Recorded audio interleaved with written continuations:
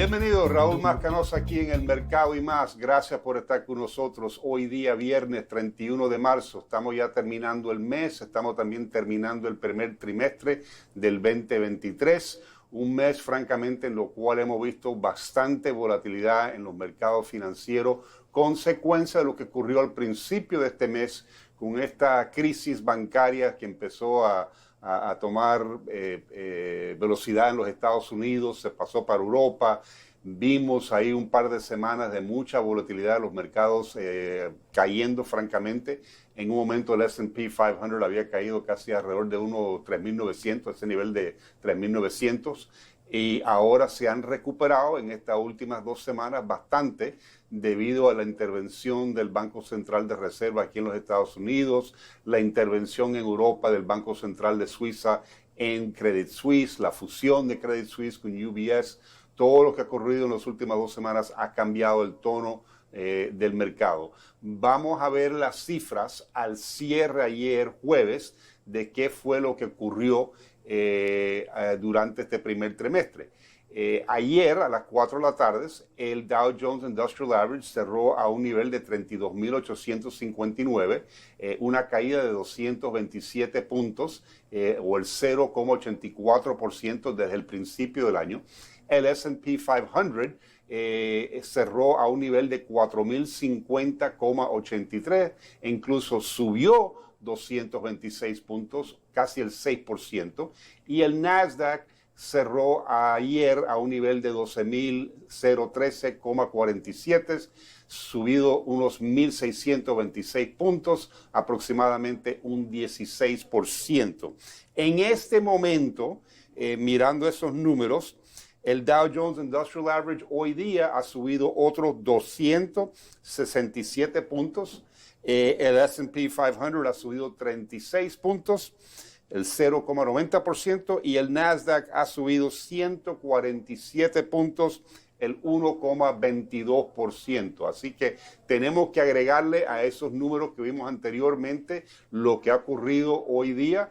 Estamos ahora, son las 1:15 de la tarde cuando estamos grabando este programa. Todavía falta un poco, pero obviamente un día positivo para los mercados y vamos a terminar el mes y el trimestre en territorio positivo.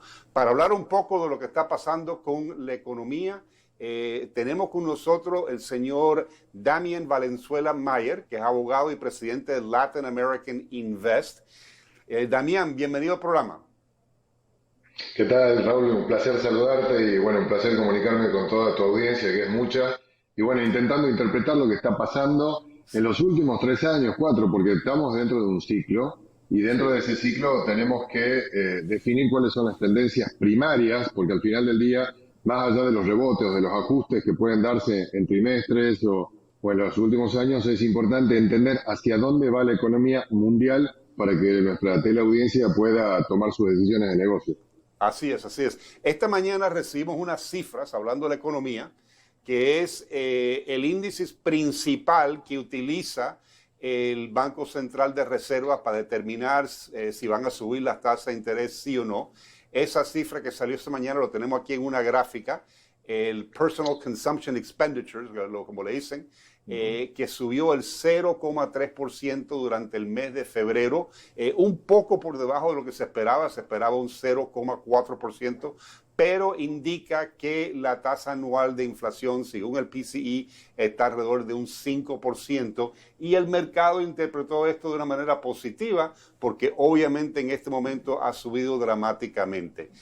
¿Tú crees, Damián, que el Banco Central de Reservas va a seguir con esta tendencia aquí en los Estados Unidos de seguir subiendo las tasas de interés, particularmente después de esta mini crisis que hemos visto en el sector bancario? Una mini crisis que podríamos llegar a decir que fue casi autoprovocada. Tenemos que entender, Raúl, que la Reserva Federal tiene 3 funciones. 3 funciones importantes, una quizá más importante que la otra, o no, o quizás las 3 igual de importantes. La primera es controlar la inflación, ayudar a que la economía se mantenga potente, estable, que no se desboque, y obviamente también ayudar cuando hay procesos recesivos a activar esa economía. Bien, la segunda función que tiene es la de, inclusive podríamos llegar a decir, defender esa unidad de cambio que es el dólar, defenderlo porque el dólar termina siendo la unidad de cambio a nivel internacional, sostiene la economía mundial y lo tiene que defender y a ir acomodando para que se siga manteniendo como esa unidad que todo el mundo decide utilizar para sus transacciones comerciales. Y la tercera, que es la que ha actuado en esta última semana, es la de actuar como prestamista de última instancia, de alguna forma asegurarle al mercado de que el sistema financiero americano está fortalecido y que no va a tener ningún problema. En ese juego tripartito de la Reserva Federal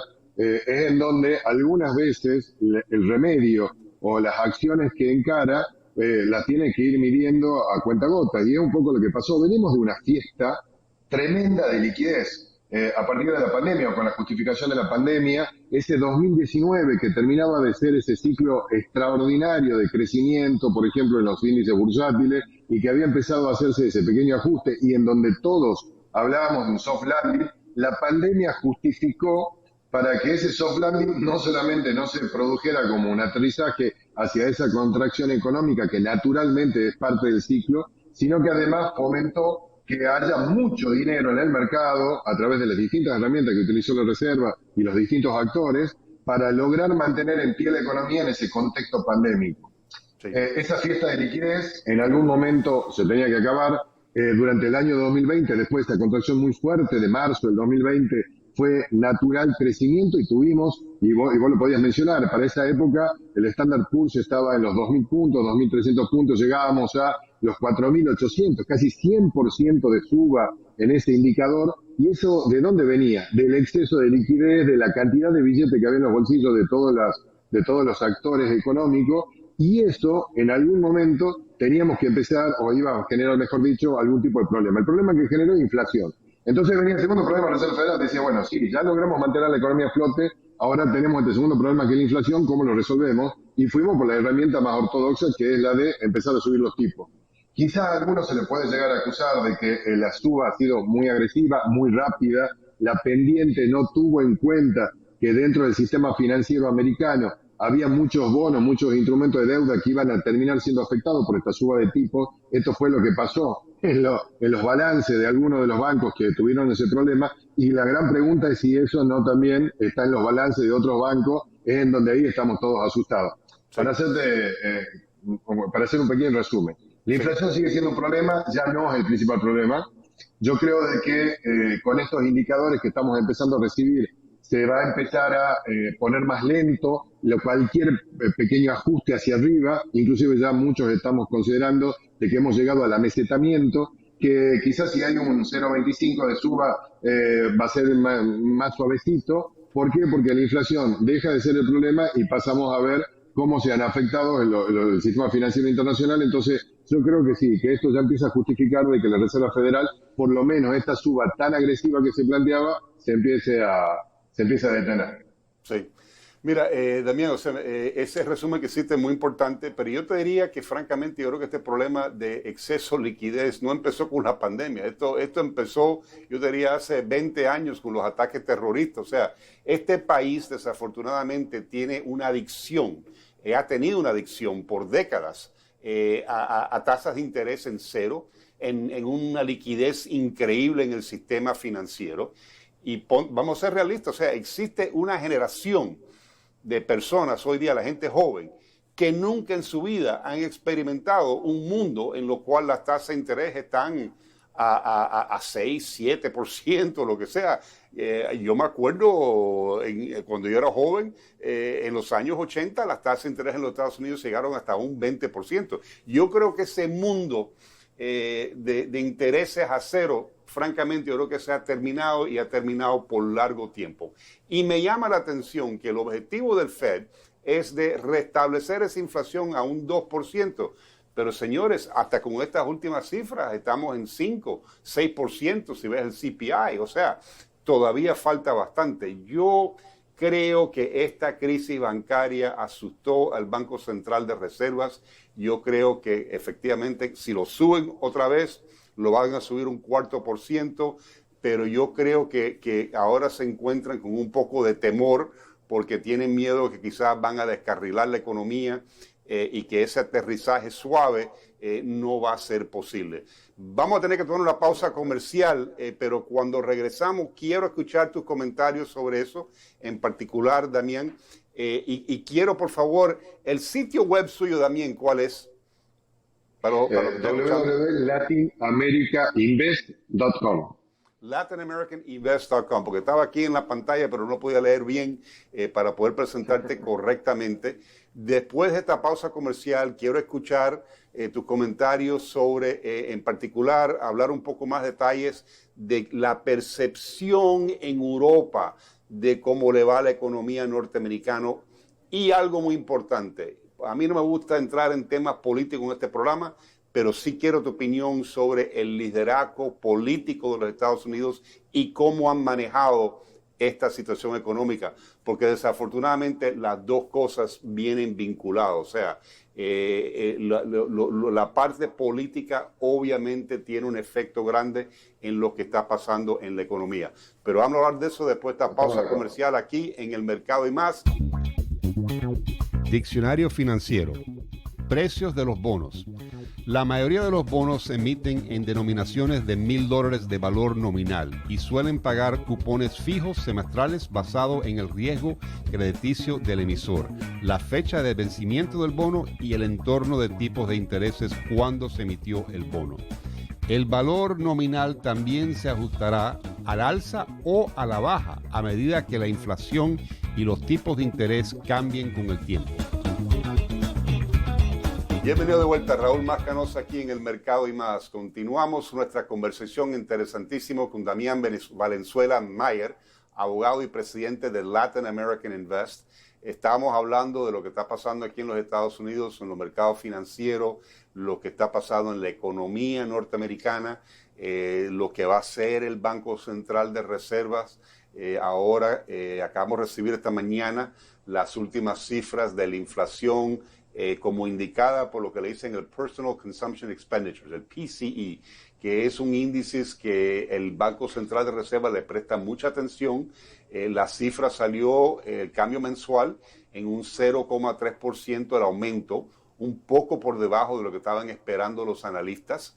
La tasa anualizada está alrededor de un 5%, pero como estábamos comentando antes de la pausa comercial, esa inflación de un 5 o 6% todavía está muy por encima del objetivo que tiene el Banco Central de Reservas.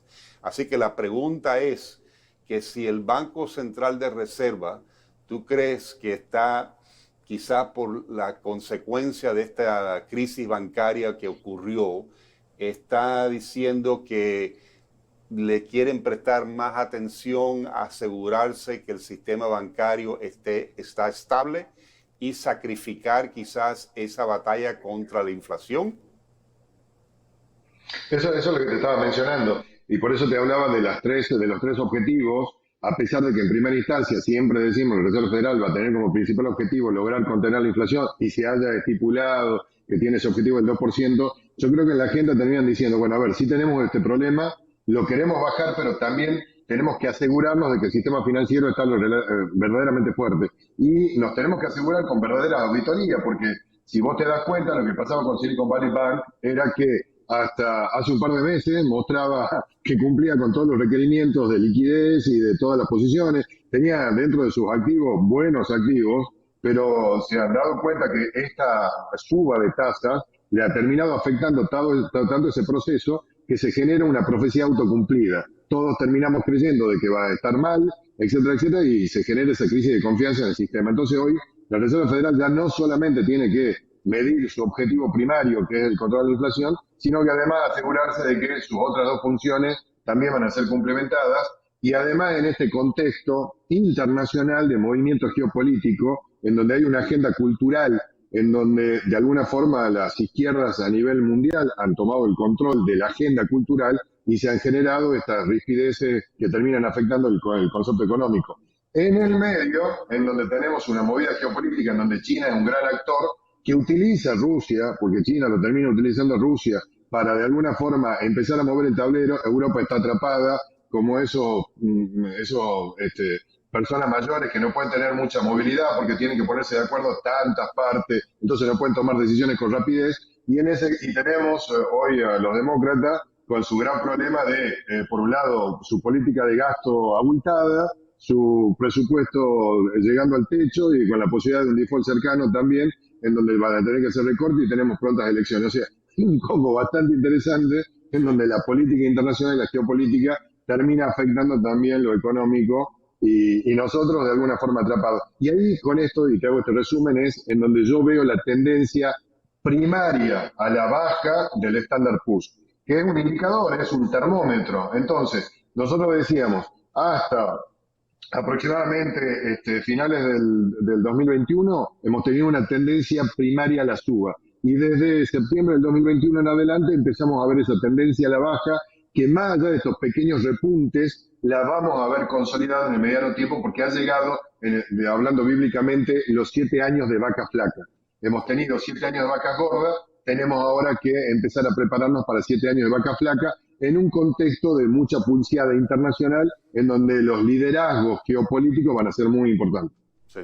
Oye, estoy de acuerdo contigo, Damián, pero una cosa que me llama la atención, por ejemplo, mirando esas cifras ahora mismo del primer trimestre, o sea, estamos realmente al cierre hoy día. El Dow Jones Industrial Average, el S&P 500 y el Nasdaq van a estar todos en territorio positivo. O sea, el Nasdaq va a haber subido unos 16,5%. El S&P 500 un 6%. El Dow Jones Industrial Average quizás un 0,5%, un 1%. Pero no ha habido ese, como que el mercado tiene ganas de seguir subiendo. Y la realidad es que tenemos un mercado laboral que está fuertísimo, o sea, un desempleo muy bajo. Hemos visto que ciertos sectores de la economía, particularmente hospedajes, o sea, restaurantes, una actividad económica fuerte. Yo estoy de acuerdo contigo, o sea, yo no entiendo por qué existe tanto optimismo, pero los números son los números. Optimismo de corto plazo, bueno, pero como los números son los números, tendríamos que decir que este trimestre es lo que nosotros en el análisis técnico denominamos tendencia terciaria. O sea, son tendencias de corto plazo dentro de una tendencia primaria de largo plazo que nosotros vemos como bajista. Pero esto es importante, Raúl, también. En el mercado siempre hay ganadores y perdedores. Los que miramos de una forma, obviamente tenemos contradicción con otros que miran de otra forma y tomamos esas posiciones. Desde la posición de nosotros creemos que hay una tendencia primaria de largo plazo a la baja con tendencias secundarias y terciarias de suba, de rebotes naturales dentro del contexto actual en donde los elementos positivos o las ganas de creer que esto va a seguir funcionando todavía existen en algunos jugadores. Pero obviamente el que nos escucha tiene que tomar la data, analizarla y tomar su propia definición. Quizás dentro de un año hagamos este mismo análisis y me diga, Damián, tenías razón o Damián estaba muy equivocado. Sí. Damián, otra pregunta importante, especialmente como tú estás en el exterior. O sea, el Estados Unidos tiene desde el fin de la Segunda Guerra Mundial esta posición de ser el líder mundial políticamente, económicamente. El dólar es la moneda de referencia a los Estados Unidos. Pero oye, con todos estos problemas que hemos visto estos últimos 2 años, y particularmente hoy día, que me imagino que ya escuchaste la noticia que aparentemente van a acusar a Donald Trump de un crimen, etcétera, etcétera, de cargos criminales, lo que sea.